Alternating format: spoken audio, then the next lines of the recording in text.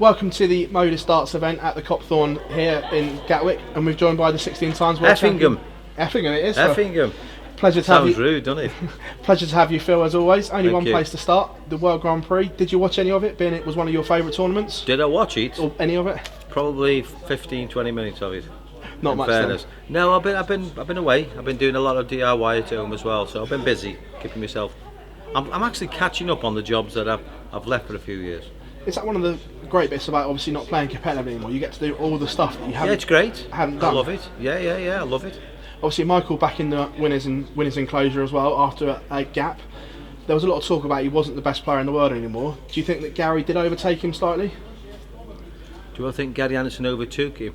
No, I think it's 50-50 in fairness. I don't think I don't think anybody's going to rule it now. But Michael is that little bit. But Gary is probably and Peter's probably the only two really what can keep up with him.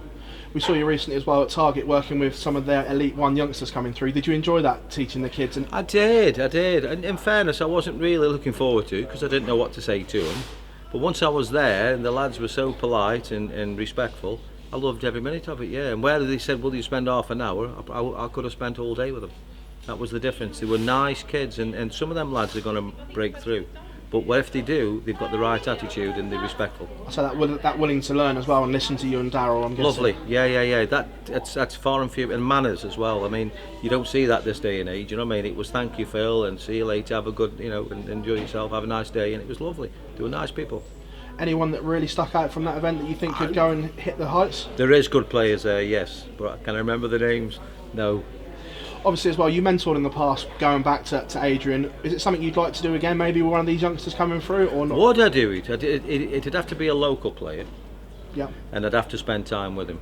That's the difference, you know what I mean? I wouldn't just sponsor somebody, say right on your way and give him a bit of advice.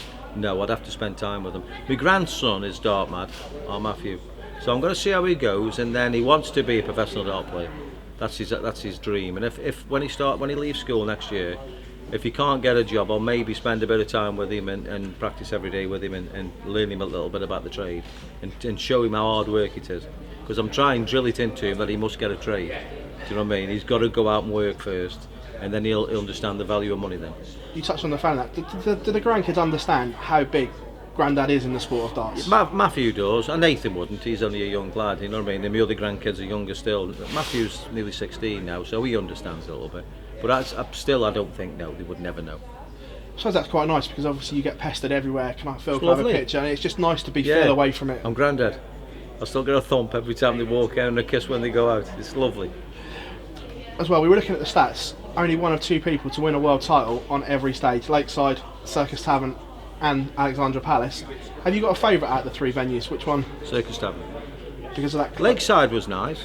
Alexandra Palace was lovely, don't get me wrong, it's a massive stage, Alexandra Palace, but it's got to be Circus Tavern for me. That was really me glory years. I'd say that tight atmosphere as well, where the fans were almost on the stage at times. Yeah. We did exhibition there not long ago, and you don't realise how small it is towards like Alexandra Palace. That's a proper arena, Alexandra Palace. It's fantastic. I must admit, on Sky Sports the other day, they had the darts goal, and they had your semi-final against Eric, and that brought back such fond memories. Cause even watching it on TV now, I think the roof was coming off the place at one point. It was fantastic. Yeah. Very, very nervous that day I was. When Eric took out that 1-4-1, I bet you were like, oh, where's that come from? Yeah, what he did is, as I put my hand up, say well done, he banged it, and then all my nerves went. I thought, you cheeky, what? Yes, exactly, yeah. That little eye of the tiger came in. I lost my temper a little bit, and that was what spurred me through. If you hadn't done that, I think he'd have beaten me. You touched on it there. Obviously, you had the rivalry of Eric, and we're here. Barney's here tonight as well. That rivalry, is the sport missing those rivalries now? Because they don't seem to be there anymore. 100% it is. Yeah, you need that. I think the only rivalry you got now is Daryl Gurney and Gary Anderson. And next time they play each other, the viewing figures will be massive. You touched on, I say, there as well. Who was your biggest rival in the sport, and was there anyone that you didn't particularly like? The two was Barney, who's just walking over there now, and Dennis Priestley. They were the two main ones. Was there a rivalry that you didn't particularly like as well? Because obviously rivalries are formed. No, not really. There was players where, you know what I mean, they try and wind you up. You know, Peter Manley was always trying to wind people up, and he used to wind me up. He used to get on my nerves with it. You always fall that with people, like Gary and Daryl, but week after, forgot with. You're too busy now to worry about these things. But you're always, when you're living with somebody, you're always going to have an argument. Life isn't like that, where you just get on every day. Are the players too friendly in this day and age? Even though they're taking money out of each pocket, but like you say, those rivalries aren't there apart from Daryl. It's all an act. Of course it is. Of course you got to be nice. You got to see the fellow the next day. But deep down, yeah, of course you do. You want to wring his neck. But that's just life. That's everybody. Even when you go to work on a factory, morning, John, morning, Mick, and deep down you think, of course you do. There was a lot of talk on social media across Dublin that you didn't come back and do any punditry work because of the success. I wasn't invited. Oh, any more punditry work lined up for yourself? I think we might be doing the Worlds.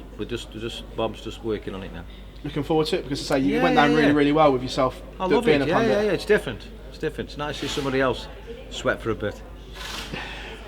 Talking to Barry Hearn as well, he's also been pushing the World Series into other regions that we haven't been to before. If it was a new region, would you consider an invite to go and play in it, the World Series, to promote the sport, because obviously you're the biggest name around? Would I promote the PDC? Yes, I would. Yeah. Again, you'd have to speak with Bob, who's standing over there, because he's got my diary. See, I can't commit to anything because I wouldn't know what days I've got and what days I haven't got. I'm guessing the but diary's would I do chocolate. it for him? Yes, of course I would. Tempted to play in maybe one of these World Series events? Not at all? No. I'd play a few at the crowd and go on stage and have a little bit of fun with somebody, but no, not competitive. Within the PDC, we're now approaching the business end of the season. When you see the schedule, do you still get nerves? Because obviously I know you used to love it, look at it. No. I miss it a little bit. Not at all. Never missed it once. No, I'd had enough. Enough's enough. And I can't really, you keep asking me the same question and everybody does. Are you missing it? Never. Not once have I missed it, no. And that's on my mother's grave. No, never. Nice. The Alexandra Palace is on the horizon now. Everyone's talking about it. Early predictions. Who do you think will have a good Worlds, and who do you think could be the eventual Do you know winner? I'd put my money on to do well? 80. That's the person I would have a little bet on. He hasn't clicked yet, but he's the one I think could come through and do well. I say he's always had that natural ability, and I say slump, but he's on the way back up again. He's changed his style a little bit, which it'll come through. It will. Phil, absolute pleasure. Thanks for joining us here at the Motor Sprint. Thanks very much. Thank you.